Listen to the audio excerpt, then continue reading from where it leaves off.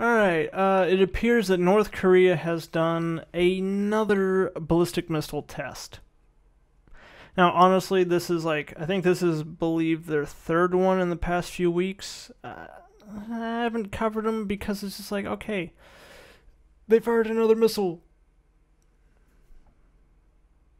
They fired another missile. It's just after a while, you just kind of get oh, whatever.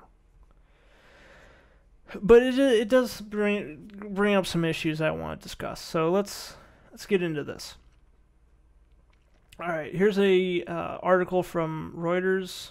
I have not read this before, so this should go over great. All right, North Korea fired at least one short-range ballistic missile on Monday that landed in the sea off its east coast. The latest in a fast-paced series of missile tests defying world pressure and threats of more sanctions. The missile was believed to be a Scud-class ballistic missile and flew about 280 miles South Korean officials said. North Korea has a large stockpile of the short-range missiles originally developed by the Soviet Union. Monday's launch followed two successful tests of medium to long-range missiles in as many weeks by the North, which has been conducting such tests at an unprecedented pace in an effort to develop an intercontinental ballistic missile capable of hitting mainland U.S.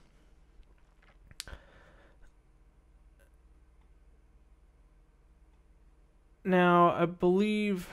Okay, see, the key difference with this one, because this missile actually... There are a couple of key bits of sort of new developments in a way. For one, this missile was a solid fuel missile, which is more of a problem for detection and destroying in flight, because a liquid-fueled rocket has to be fueled. The missile and the fuel are kept separately until launch. So with a liquid-fueled missile, if you have spy satellites or something in the area, you have the ability to have more of an early warning, because you can see the activity and thermal imaging, things like that, of the fuel being loaded into the missile, and because that takes a few hours. Whereas the solid fuel, you just open the door and fire it off. So that makes things a little more difficult for the U.S. and for South Korea and every country in the region other than frickin' China. And even China is probably not happy about this. I'm sure they're not, because they don't want to get into a fucking war. But anyway, so there's that. Also, too, this one flew a lot higher. It was a shorter range, so from point A to point B was a shorter distance than the other ones. However, it went extremely high. It went up to 75 miles. So the assessment here is that basically what they were doing with this missile is testing the ballistic characteristics, as opposed to just general range. Because other missiles they have tested have flown farther, but they flew at a lower altitude.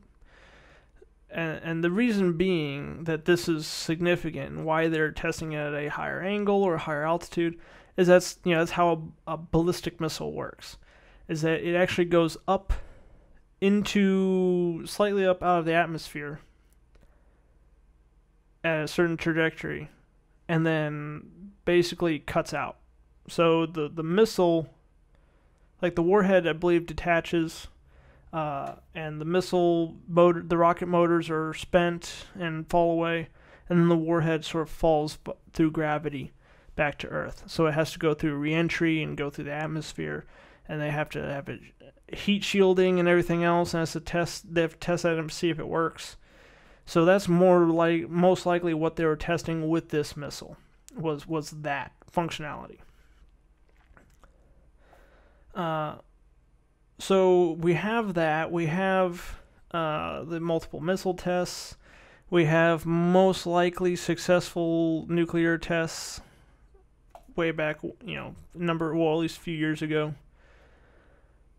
Or tested since the beginning of 2016, they say, in defiance of UN Security Council resolutions.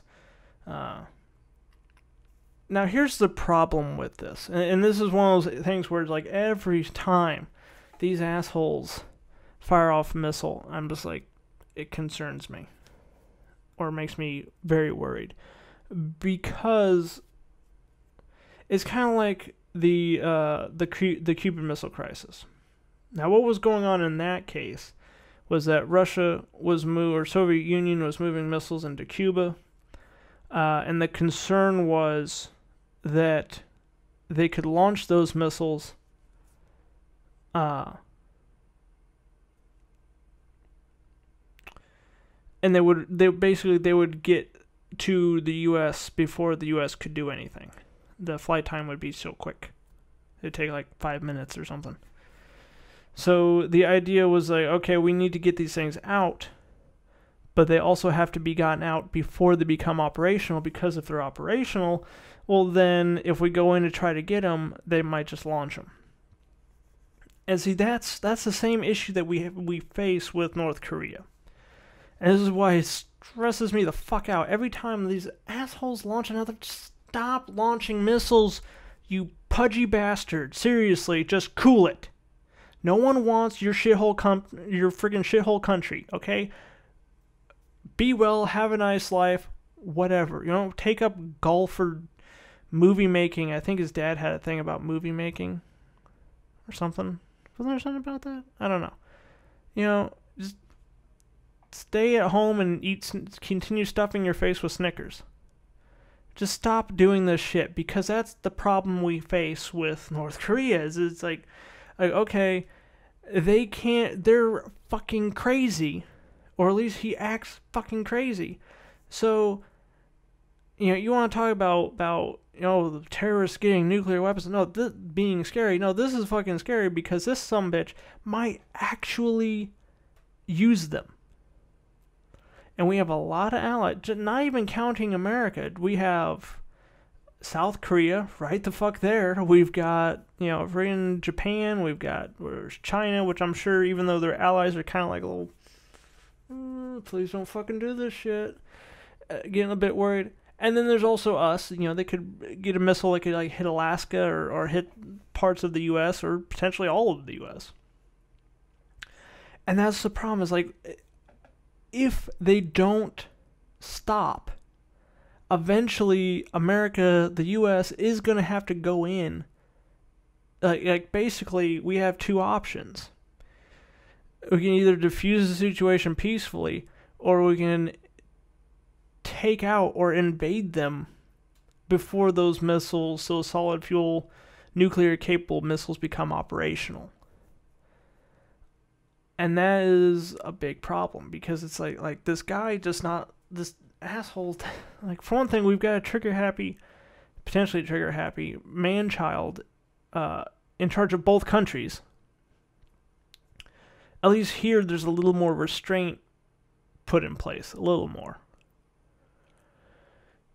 So we have two idiots in charge that could, in a situation that's very delicate, that needs to be handled very carefully, because, like I said, in this situation, and honestly I agree with the sentiment that if they're going to have nuclear missiles that can reach the U.S. or our allies, that needs to be dealt with. But it has to be dealt with before they become operational. So it's kind of one of those things where it's like, okay, you can't just ignore them, because eventually they're going to get it. And they're going to get operational nuclear tipped ballistic missiles. So you can't just ignore it. And whether or not North Korea, whether or not Kim Jong-un's strategy is all bluster or not, that's a risk that the U.S. military, the U.S. government might not be willing to take. Because it's like basically, once they have working nukes, deliverable nuclear weapons, that changes things a bit.